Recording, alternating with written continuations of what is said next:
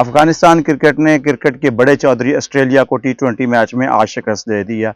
Australia ने toss जीता और बॉलिंग का फैसला किया और वही फैसला उनके गले पड़ गया, क्योंकि इस ग्राउंड पर जिस टीम ने स्कोर को डिफेंड किया वो टीम जीती है। ऑस्ट्रेलिया को शायद ये चीज़ समझने में मुश्किल आई, इस वजह से उन्होंने पहले बॉलिंग का फैसला किया और बॉलिंग में पैट कमन के अलावा सबकी ठीक ठाक ठुकाई होती हुई नजर आई है। विकेट स्पिन था, मगर अच्छी बात यह है कि इसमें सबसे ज्यादा विकेटें जो है वो फास्ट बॉलरों ने ली।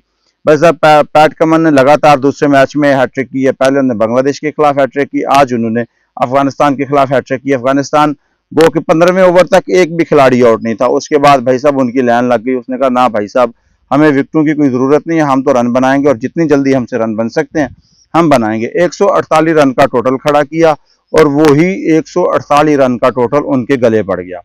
ऑस्ट्रेलिया ने जी जान लगाई। अलबत्ता मैक्सवेल ने थोड़ी कोशिश की, लेकिन हर रोज थोड़ी होता है कि आप अपनी टीम को बचा जाएं, आप अपनी टीम के लिए मैच जीत जाएं, ऐसा हो नहीं सकता। इसलिए अफगानिस्तान ने अपनी पूरी कोशिश की और जिस तरह उन्होंने अपना अग्रेशन पैशन दिखाया वो मार्वलस था। उसको आप ना मैच नहीं कर सकते। जब भी पूरी टीम कोई यूनिट बन के खेलती है तो उसको हराना बहुत मुश्किल हो जाता है। ऑस्ट्रेलिया में यूनिटी होती है, लेकिन जिस तरह की यूनिटी, जिस तरह का पैशन अफगानिस्तान ने इस मैच में दिखाया, भाई साहब आप छोड़ दें। जिस तरह उनका डॉन ब्रावो ग्राउंड के बाहर क्रीज के ऊपर खड़ा होके, रो के करीब खड़ा होके चिल्ला रहा था, चीख रहा था, इनको समझा रहा था भाई साहब ये क्रिकेट के नई तारीख है, नया पैशन है। जिस तरह राशिद खान ने कप्तानी की, जिस तरह गुलबदीन नैब ने बॉलिंग की, जिस तरह नबी ने विकेटें ली, जिस तरह भाई साहब 8 बॉलर आज उसने इस्तेमाल किए हैं। 1 नहीं, 2 नहीं, 3 नहीं, 8 बॉलर। ठीक है, इतना बड़ा जब आपके पास बॉलिंग अटैक हो, जब आपके पास इतनी ज्यादा वैरायटी हो, तो फिर आप यहां से मैच हार जाएं वो मुश्किल है। अब इस ग्रुप में जो है ना वो मुश्किल होता जा रहा है कि कौन जो है सेमीफाइनल के लिए क्वालिफाई करेगा। इंडिया अपने दोनों मैच जीत चुका है, ठीक है, और अच्छे खासे मार्जिन से जीत चुका है। और ऑस्ट्रेलिया अपना पहला मैच जीता है, दूसरा हार गया। और अब अफगानिस्तान को एक मैच जीतना और ऑस्ट्रेलिया और इंडिया का मैच ऑस्ट्रेलिया के लिए जीतना बहुत जरूरी है। अगर वो मैच ऑस्ट्रेलिया हार जाता है तो ये समझे भाई साहब ऑस्ट्रेलिया का पत्ता कौन है। अब ऑस्ट्रेलिया में अफगानिस्तान में एक ही टीम आगे जाती हुई नजर आ रही है। ऐन मुमकिन है कि ऑस्ट्रेलिया जो है वो इंडिया को शिकस्त दे दे तो फिर अफगानिस्तान के लिए रास्ता आसान हो जाए। अफगानिस्तान का इनमें से फिर जिसका रन रेट अच्छा होगा वो आगे क्वालिफाई कर जाएगा। तो इस ग्रुप में जो है ना मैच बड़ा सूरत हाल बड़ी तगड़ी होती हुई नजर आ रही है। अब देखना ये बाकी है कि ये सारे सिनेरियो में अफगानिस्तान अब बांग्लादेश के खिलाफ किस तरह खेलता है, या पैनिक करता है या स्ट्रेटेजी के साथ खेलता है। अफगानिस्तान ने इस वर्ल्ड कप के शुरू होने से पहले ही अपने पत्ते खोल कर चेक कर लिए थे कि हमारे पटारे में कौन कौन सी चीज है, किस किस को इस्तेमाल कर सकते हैं। उन्होंने कहा कि भाई साहब इतना बजट तो हमारे पास है, हम डीजे ब्रावो को अफोर्ड कर सकते हैं। डीजे ब्रावो उनके बॉलिंग का कोच हैं, जिस तरह उन्होंने उनको समझाया, जिस तरह वो वेस्ट इंडीज की विकेटों को समझते हैं, उसी तरह उन्होंने अपनी टीम को जो है ना अपनी जिसके लिए वो असाइनमेंट लेकर आए थे उसको आगे पहुंचाने में मदद की है।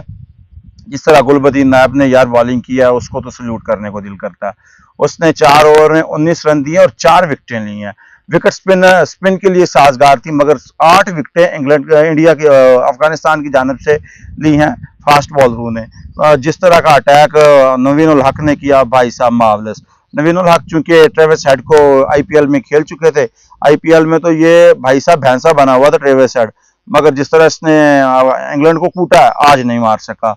और इसी बात पे वो पहले मिचेल स्टार्क में सेमीफाइनल में आउट हुआ था आईपीएल में, और नवीन उल हक शायद इस चीज को समझते थे। पहली बॉल अच्छी खासी स्विंग हुई, दूसरी जो है ना वो लिटिल लेंथ पे पड़ी और भाई साहब सीधी विकेट में।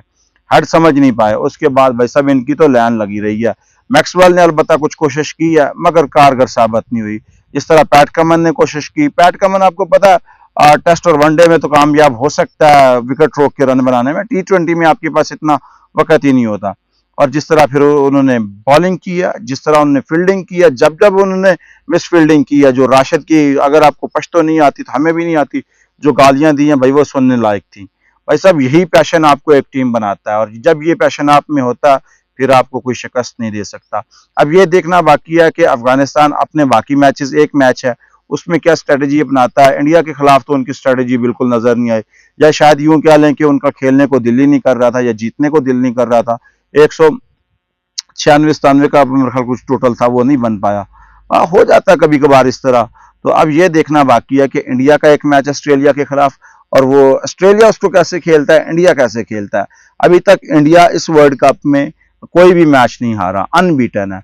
और जब जब ये अनबीटन रहे हैं, ये बड़े मैच में या सेमीफाइनल में या फाइनल में आके कोलैप्स कर जाते हैं। देखना ये बाकी है कि इस वर्ल्ड कप में इंडिया क्या स्ट्रेटेजी बनाता है और अफगानिस्तान बांग्लादेश के खिलाफ क्या स्ट्रेटेजी बनाता है। ये बात तो सबको पता है कि ऑस्ट्रेलिया बड़े मैचेस की जो टीम है ना, ये टीम है, ये अपनी स्ट्रेटेजी अपने माइंड पावर के हिसाब से बड़े ताकतवर हैं। इसलिए ये इन्होंने मेरा ख्याल है पूरी प्लानिंग बना ली होगी कि इंडिया को कैसे कैप्चर करना है। बहरहाल आज का दिन ऑस्ट्रेलिया के लिए नहीं था। Well done Afghanistan. वो एक जुमला ना, अफगान आ रहा है तूफान आ रहा है, भाई साहब अफगान आ गया। अब उन्होंने सिर्फ एक मैच जीतना अच्छे रन रेट से और सेमीफाइनल में, और पहला वर्ल्ड कप होगा जिसमें ये सेमीफाइनल खेलेंगे। जब छोटी टीमें एफर्ट करके ऊपर आती हैं तो उनका मैच देखने का ना लेवल ही अलग होता है, उनका मैच खेलने का लेवल ही अलग होता है। सो सैल्यूट